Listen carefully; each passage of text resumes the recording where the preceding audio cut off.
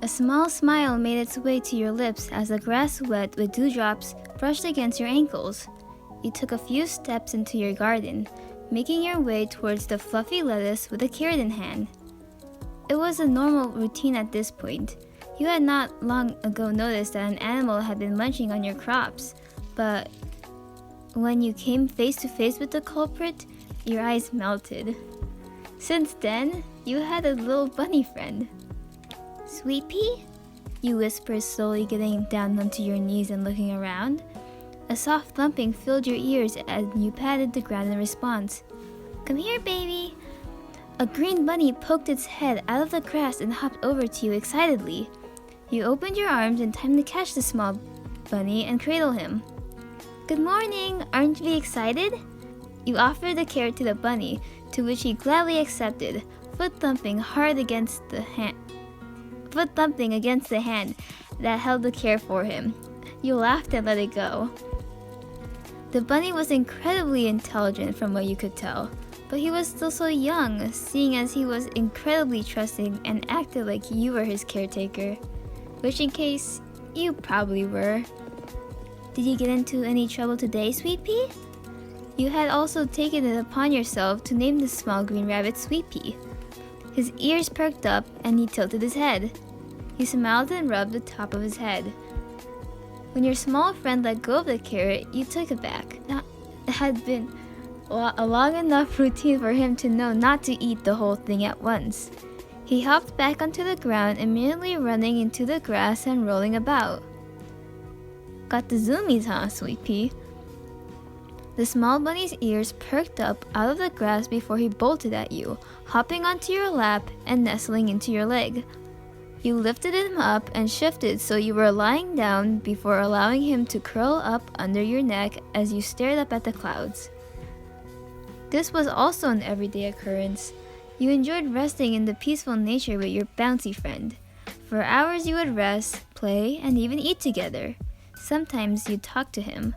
And for just a moment, he'd have a particular glint in his beady eyes. You always thought he could understand you, but he was just a bunny. At the end of the day, or whenever he had to go, you would lower to the ground where he stood and he would press his forehead against yours. An apology. "I'll see you in the morning, Sweetpea." With a small rub behind his ears, you'd send him hopping off, watching until you couldn't hear the rustling anymore. Sometimes still, you would continue to stand out there, staring deep into the darkness between the trees with a longing gaze. You had grown attached to the young bunny, and you wanted to be around him constantly. But eventually, you would blink back to your senses and snap your head away from the force before trudging back into your house.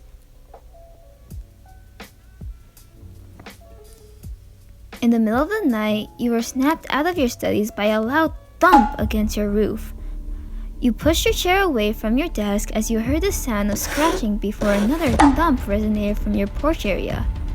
You were a bit startled, seeing as there usually wasn't much activity or noise around your late night studying times. Cautiously, you made your way to the front door with a blanket over your shoulders. You put a hand on the doorknob and took a deep breath before slowly pushing it open. You weren't expecting to see the body of a boy lying on your porch. Panic rose in you and you tugged the blanket off you, swaddling the boy and lifting him up as best as you could. He winced loudly when you touched his back, making you flinch and almost drop him. Sorry. You placed him down the first place you could see, which was the couch. The boy rolled onto his stomach and let out a soft whine. I'll turn a light on and get a first aid kit. Pushing down any thoughts that you've just let a murderer into your house, you rushed to your bathroom and slammed open drawers and cubbies. You let out a slight battle cry when you found a small white box. You ran back to where the injured stranger laid, rummaging around and patting the wall aggressively until you found the light switch.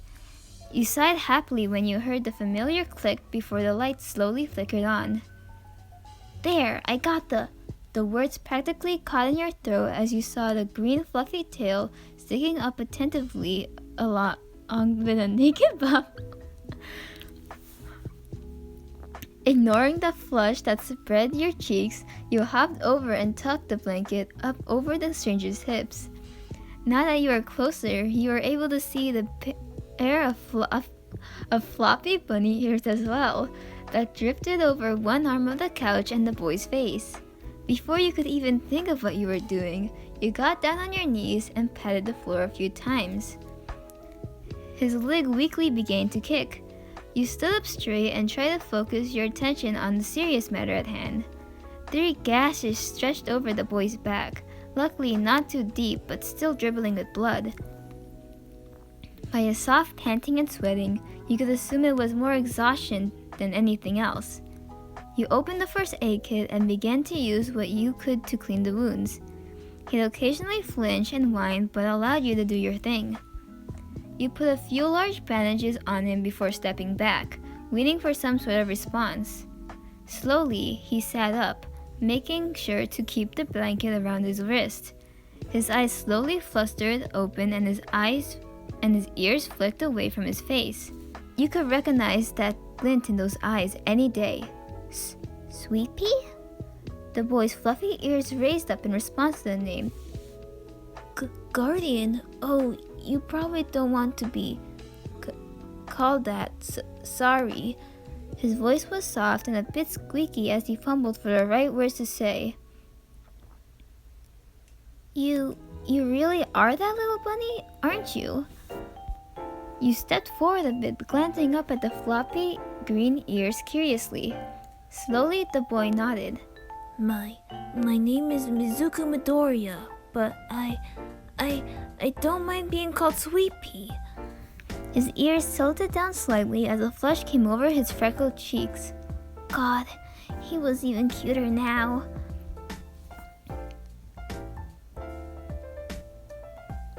It's nice to finally formally meet Izuku. I believe we're pretty close for a first name basis, don't you think? You smiled faintly, Izuku's face growing darker. Yeah, your eyes flickered down his bared torso before snapping back to his eyes. You need clothes, stay here. You stopped to walk off to your room, but you were stopped by a hand reaching out and quickly grabbing your wrists. Wait, are you sure I can't come with you? Tears welled up in Izuku's eyes. I don't want to be alone. Your eyes softened at the sight of the fearful boy's own eyes began to shed tears. You placed your other hand on his and slowly helped him up. His free hand shot down to grab the blanket before it fell. You led him down the hall to your bedroom. He had insisted on holding your hand as you both walked, to which you didn't mind. The poor boy was probably frightened and shook up by whatever had happened. For the time being, he decided not to pry, but rather focus on calming his breathing. Okay. You can sit on the bed for now while I try to find something that will fit you. You patted his hand to reassure him. Luckily, the subtle action made him give you a slight smile before he let you go and went to sit on your bed. As you looked through your drawers, you could hear Izuku shuffling and letting out small whines of discomfort. Pausing with a pair of sweatpants grasped in your hands, you turned, eyes flickering to his with a concerned gaze. Sweetpea? You flushed at the sound of the nickname rolling so smoothly from your tongue.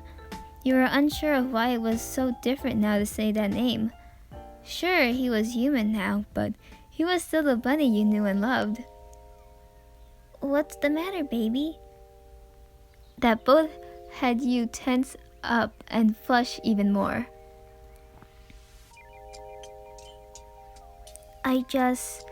You slowly thanked him for not making the situation more awkward than it was. Are you okay with me being like this? I lied to you and... Izuku, don't force yourself to explain right now. The sound of his name made him jump. This is a discussion that could come later. I'm not angry with you or anything of the sort. I just want to help you, okay? Izuku nodded and his fidgeting ceased.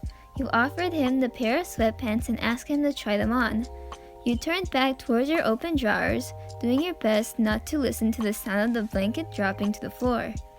After a few moments of shuffling, you heard Izuku give you the okay before you turned back around after shutting the drawers. Luckily for the both of you, he fit in the pants just fine, though he kept them a bit low so his tail could poke out over the hem. Comfortable? You made your way over to Izuku, pulling the band of his pants to make sure they weren't too tight. He nodded again, eyes flopping down to cover his eyes a bit.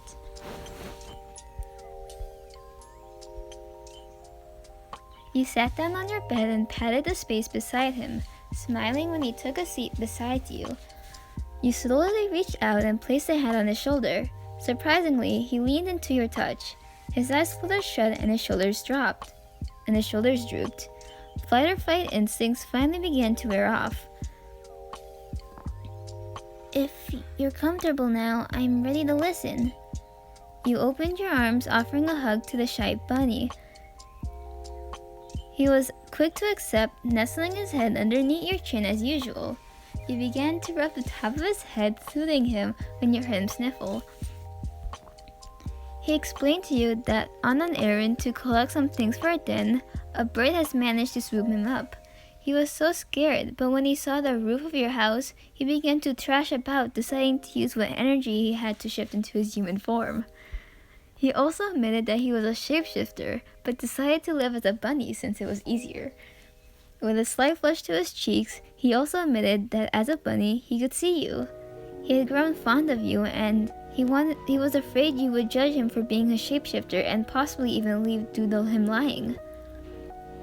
When he finally stopped talking, tears were streaming down his face and his body began to tremble. The poor boy really did believe that you were going to leave. You cupped his cheeks and began to wipe his tears away, gazing into his eyes with a gentle look. His eyes were beautiful, he realized. Despite the sadness that shimmered in them, the soft green was entrancing yet also comforting. The moonlight from your window shone just faintly on his eyes and made them seem more of a blue-green than the forest green you had seen in the living room. It's okay, Sweetpea. I'm not gonna leave you, okay? Izuku sniffled and nodded, trying not to cry. He tilted his head down slightly and moved forward, pressing his forehead against yours. I'm sorry. Izuku's ears fully flopped down, resting over his shoulders. You swiped your thumbs over his cheeks again, muttering softly to him to reassure him that it was all okay. The rest of the night was spent understanding and comforting your bunny friend. Eventually, you two began to tell stories and even laugh together. You had gotten him to fully relax, and that made your heart flutter happily. Eventually, he rested his head in your lap and listened to you talk until he fell asleep. You laid back with your feet hanging over the bed, thinking about all the new possibilities before you fell asleep as well. You woke up a few hours later to see that the sun had already risen, and the lack of harsh sunlight through your window told you it was past noon. You were surprised to see that you were fully on your bed and completely covered. For a moment, you wondered if everything that happened last night was just a dream. You tugged the blankets off of you only to see a small green ball of fluff resting on your stomach. You did your best not to laugh, looking around for the sweatpants only to find them resting on the bed beside you. So, it did happen after all, but just to make sure. Izuku?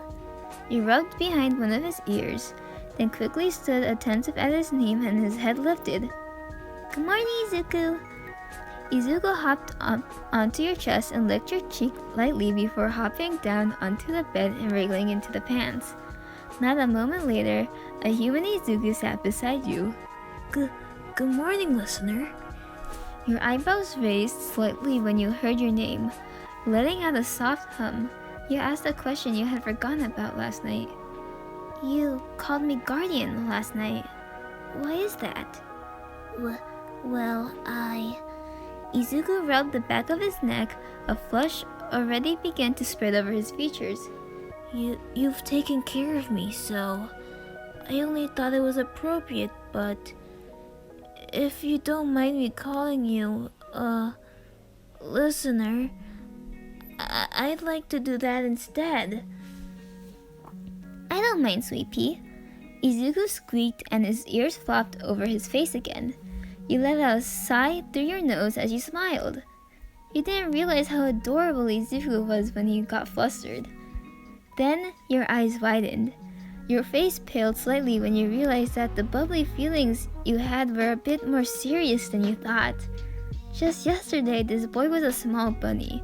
Just yesterday, you discovered he was a shapeshifter. Though, was it really all that bad to be feeling this way so soon? Or even at all? One of Izuku's ears shifted to the side. An eye peeked out from between his fluffy ears to look at you shyly. His gaze told you that he was confused and concerned by your sudden silence. Probably not. Okay everyone, thanks for listening, and comment below any suggestions or fanfics you want me to read. I'll be happy to read and heart most of your comments. And have a great day! Bye!